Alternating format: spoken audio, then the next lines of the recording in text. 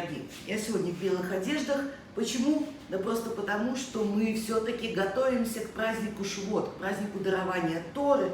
Более подробнее, кому интересно, все расскажу. И я, знаете, подумала, чтобы такого на Шивот приготовить, а мы обычно едим молочные блюда, и мы едим какую-то выпечку в праздник Шивот. И вот я вспомнила о таком блюде, как одесские налистники. Там все сходится. Яйца, мука, молочные продукты. В общем, все, что нам для этих целей нужно. Давайте приготовим. Самое простое, что можно только приготовить, но при этом безумно вкусно. Итак, нам нужно сделать тесто для блинов. Для этого я возьму 2 яйца. Здесь дальше есть некоторые нюансы. Значит, смотрите, по поводу мучных изделий. Муки, молока и так далее. Вот у меня есть стакан молока и полстакана муки, то есть 1 к 2 мука и молоко. Но к муке я еще добавлю столовую ложку кукурузного крахмала. Тогда у нас выпечка наша будет еще более такая эластичная, то, что нам обязательно в этой истории требуется. Итак, яйца уже на месте, поехали дальше. Добавляем щепотку соли, столовую ложку сахарного песка, половину всего объема молока и весь объем муки с крахмалом.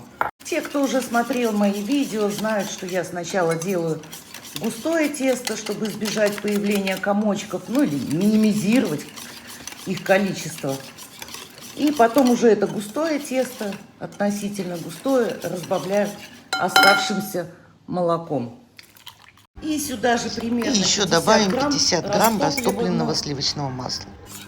Тесто готово, отставляем в сторону. Здесь у меня 200 грамм творога, столовую ложку сахара, пакетик ванильного сахара у меня 10 грамм, столовая ложка крахмала, 1 яйцо. Не забываем про щепотку соли для баланса вкуса. Все это нужно перетереть или взбить, как я, погружным блендером.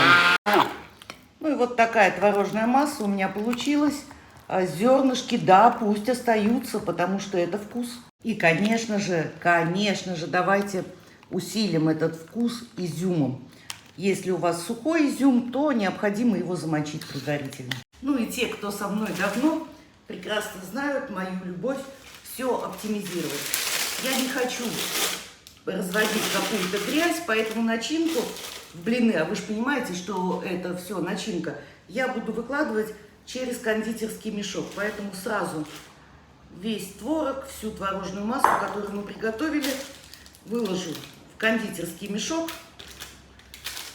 И прямо из него буду выдавливать это все на блинчики. И сейчас нам необходимо пожарить блины. Давайте быстренько пожарим. Готовлю я сегодня маленькую порцию, поэтому буду это делать на одной сковородке. Смазываю маслом и быстро-быстро пеку блины.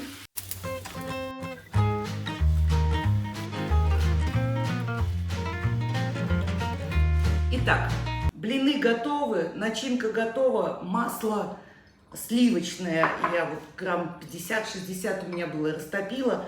Моя любимая красная форма для запекания. Тут, и тогда уже возьму красную разделочную доску. Что мы будем делать? Мы будем заворачивать налистники. И не просто заворачивать, а делать их очень-очень-очень маленькими. Для начала каждый блин нам нужно разрезать на 4 части. На каждую из этих частей мы выкладываем немного начинки, примерно чайную ложку. И каждую четвертинку заворачиваем в такой малюсенький пальчик, что ли. Я не знаю даже, как это назвать. Ну вот, посмотрите. Вот такой. Ну а пока я буду все это начинять, как и обещала, расскажу вам про праздник Шивот. Так что же это за праздник такой, про который я так много говорю и так много снимаю, даже сделала отдельный плейлист. На самом деле это один из 3 главных праздников иудаизма. В некоторых еврейских общинах Израиля в день праздника Шивот принято обливать друг друга водой. Считается, что этот ритуал защищает от неприятностей. Но светские израильтяне эту традицию немного видоизменили. Принято ехать отдыхать к воде, к морю, на озеро Кеннерет, всякие водные аттракционы, заповедники, где можно побродить по воде. А в общем-то это вкусный и очень хороший, ценный для евреев праздник. Ну вот, все свернули за разговорами. И теперь нам осталось смазать форму маслом. Масло вот прям не жалеете в этой истории. У меня сегодня, как я сказала, совсем немного этих налистников. И выкладываю швом вниз, заполняю всю форму. Видите, какие они малюсенькие. Любо-дорого посмотреть. Выложили первый слой, смазали все маслом. Опять масло не жалеем. И начинаем выкладывать второй слой. Второй слой выложили и снова, логично, правда, масло. Смотрите, всего со стакана молока у меня получилось как много малюсеньких налистников. Дальше можете накрывать крышкой. Нет крышки, накрыть фольгой. Можете сразу не накрывать, ничего с ними не случится.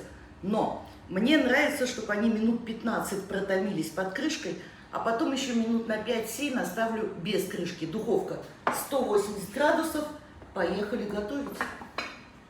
Ну вот, мои дорогие, налистнички уже готовы. Посмотрите, какие они красивые.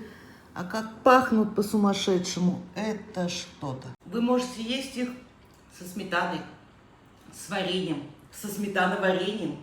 А я люблю просто так. Это очень вкусно. И это действительно очень подходит к празднику Шивот. Готовьтесь, с наступающим. Кормите себя, друзей, родных, близких. Кому это близко, соблюдайте традиции. Ну а кому нет, порадуйтесь за нас. Всем пока, до новых встреч. И вот такие они на разрезе, малюсенькие. Вот посмотрите, эта половинка у меня в руке. Здесь просто творожный мусс внутри. Обалденный.